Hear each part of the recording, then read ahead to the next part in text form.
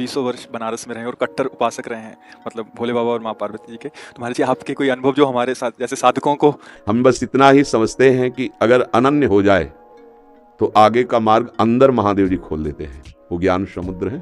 बस साधक को चाहिए कि इष्ट के अनन्य हो जाए। हम कभी नहीं जानते थे वृंदावन, कभी ये सब ऐसे स्फुरित हुआ कैसा होगा वृंदावन। काशी में तुलसी घाट में बैठे हैं, बहुत बड़ा पीपल का वृक्ष है उसी के। अब ध्यान हमारा अलग है, एकदम स्फुरित होता है कैसा होगा वृंदावन।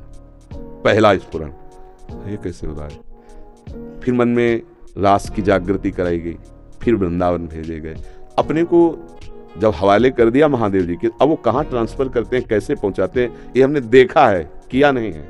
हम तो उनके आश्रय वृत्ति में थे, उन्होंने ही किया। उपासक को चाहिए आराध्य देव का अनन्य होकर उनकी उपासना में अपने जीवन को बेच दे। बिका हुआ जीवन, फिर जो रंग आता है वो बहुत जोर का रंग होता है। अपना महत्व, अपना अस्तित्व महादेव जी के हाथ में दे दे, फिर वो चलाते हैं, वो संभालते हैं। एक भी वृत्ति अन्य न हो, वो अनन्य भाव से आराध्य देव का चिंतन होने लगे तो चमत्कार प्रकट हो जाएगा, जीवन दिव्य हो जाएगा। बस लगा रहे। अभी तो वृत्ति गई, हट गई, फिर आई, फिर हट गई, ऐसे हो रहा है। वृत्ति ऐसी हो जाए जैसे दीवाल घड़ी से सेल हटा ले तो सेकेंड मिनट की सब सुई ठप हो गई ना, ऐसे ठप हो जाए मन, वृत्तियां भगवदाकार, फिर कुछ शेष नहीं रह जाता, सब जागृत हो जाता है। तो अपने आराध्य देव के अनन्य होकर नाम जप करे, उनके अधीन रहे, वो सब ठीक कर देते हैं। तो महादेव का मंत्र जपते आप राधा रानी तक का मंत्र कैसे करने लगे फिर आप? वही है, वही हमको भेजे, बताया ना। जैसे लड़की को पढ़ा लिखा के सुंदर सजा के वर के हाथ में दे दिया जाता है, वर अपने देश ले आता है। तो ऐसे अम्मा बप्पा हमारे महादेव वहाँ सजाया, श्रृंगार किया और राधा वर के हाथ दे दिया। अब ये है कि सब कुछ सजाया महादेव जी ने और स्वीकार किया राधा वल्लभ लाल ने, राधा वर ने। अब उनकी हो गई। मैं चाहती भी हूँ राधा राधा जपना, लेकिन फिर महादेव तक पहुँच जाता। तो अपनी चाह से थोड़ी होता है। अब पाणी ग्रहण नहीं हुआ अभी, इसीलिए है।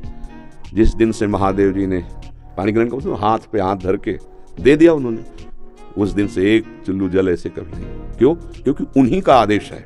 जहां लगा दिया अनन्य। अब अतरे दिन अटैची लेके अपने पति को छोड़कर अगर मायके में लड़की खड़ी रहे तो क्या कहेगा पिता, यार काय को नाक कटवा रहे। जब एक भाग तो पति के साथ आओ, अगर वाला है उसकी अनुमति से आओ, अतरे दिन थोड़ी भागना है। अब हमको महादेव जी ने दे दिया राधावर को, तो बस रसना कटो जो अन रटो, निरख अन फुटो नयन, श्रवण फुटो जो अन सुनो, बिन राधा जस बैन। अब तो राधा राधा राधा राधा राधा राधा।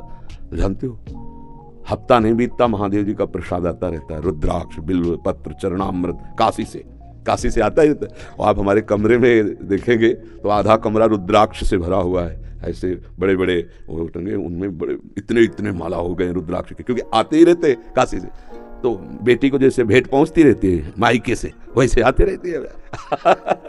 उनका प्यार आता रहता है। तो ये अंदर की बात है, आपने ऐसे पूछा तो इसलिए बता दिया। हाँ, अब यहाँ राधावर का अधिकार है। सजाया उन्होंने, संवारा उन्होंने, बड़ा उन्होंने किया, पर पाणी ग्रहण कर दिया, दे दिया। अब हमारा कर्तव्य होता है कि जहां हमारे स्वामी ने समर्पित किया है मन वचन कर्म से, तो इससे वो भी प्रसन्न, और ये तो हमारे है वो ही गए। बस ये बात है, हमारा परिचय नहीं है यहाँ उन्होंने अर्पित किया है, और उन्हीं के नाते से वो हमें प्यार कर रहे हैं, वो हमें स्वीकार कर रहे हैं। हम इनके योग्य थोड़ी जिनके पास है, नहीं, ये महादेव जी के नाते से हमें स्वीकार कर रहे हैं। बड़ी जगह से समर्पण हुआ ना, इसलिए हमारी सामर्थ्य कहाँ कि हम किशोरी जी से प्यार कर सकते, लाल जी से प्यार कर सकते। ये तो महादेव जी के संबंध से वो रीझ गए, संबंध से रीझते और स्वीकार कर लिया। बस ये पारसमणि छू गई तो जंगहा लोहा स्वर्ण बन गया, स्वर्ण बन के मुकुट बन के चमकने लगा। ये खेल है। तो ऐसे महादेव परम गुरु उनको समर्पित हो जाए।